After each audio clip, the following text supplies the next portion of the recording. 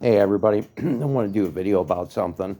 Um, I got on this Harley prior to today, but it's getting warmer and everybody's going to be on theirs.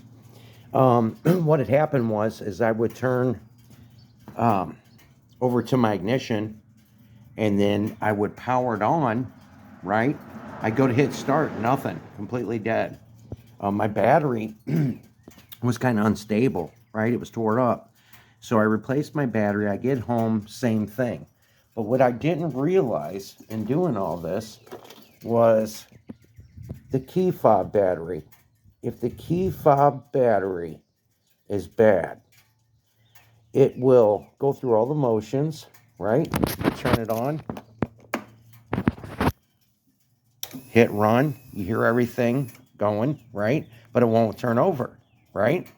But as soon as you replace that key fob,